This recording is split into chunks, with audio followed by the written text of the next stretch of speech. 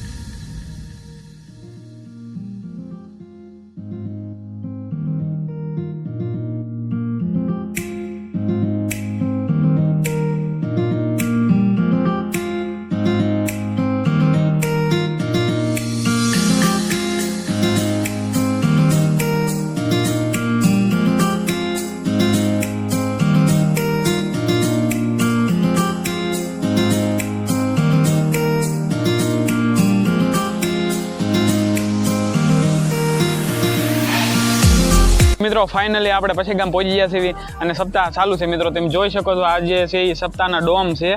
આ મોટા ને એની પાછળ ભોજનાલય છે.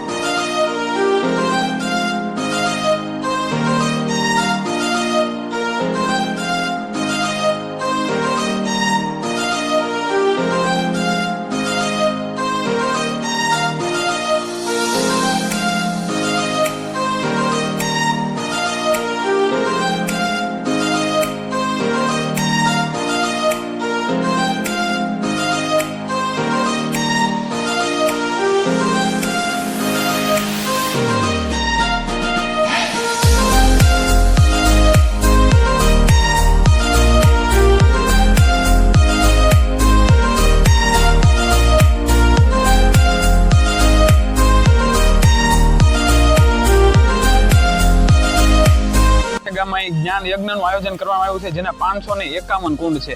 તો મિત્રો 551 કુંડ કઈ ઓછા ન કહેવાય, વધારે કહેવાય. તો મિત્રો આપણે જોઈએ એનું આયોજન કઈ રીતનું કરેલું છે. તો મિત્રો બન્યા રહો વિડીયોમાં અને જોઈએ આપણે મહાયજ્ઞ.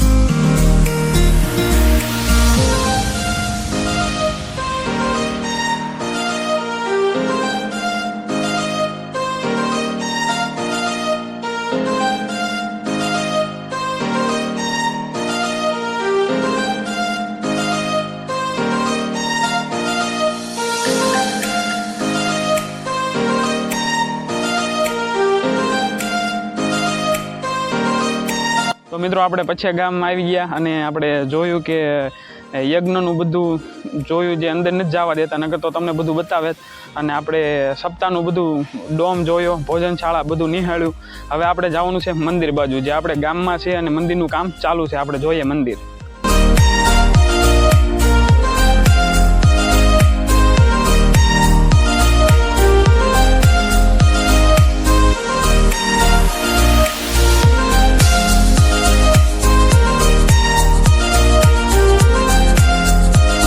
આપણે આવી ગયા છે મિની દ્વારકા પછે ગામ.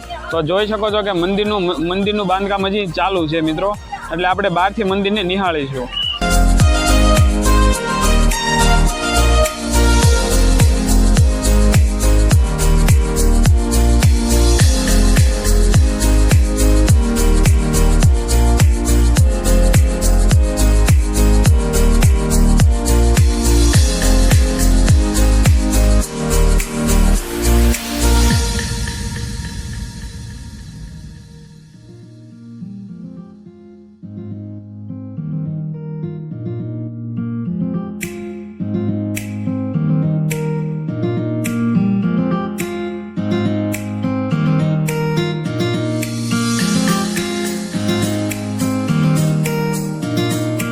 હેલો મિત્રો, તો આપણે પછે ગામથી રિટર્ન ફરી ગયા છે અને પછે ગામમાં ભગવાન મુરલીધર મહારાજના મંદિરના નવનિર્માણ નિમિત્તે ભાગવત સપ્તાહ અને જ્ઞાન યજ્ઞનું આયોજન કરવામાં આવ્યું હતું, જેમાં જ્ઞાન યજ્ઞમાં 551 જેટલા કુંડ હતા અને આપણે મંદિરનું દર્શન કર્યા. જે મંદિરનું કામ હજી ચાલુ છે, પણ પ્રવેશોત્સવ કાલ 1 માર્ચે છે.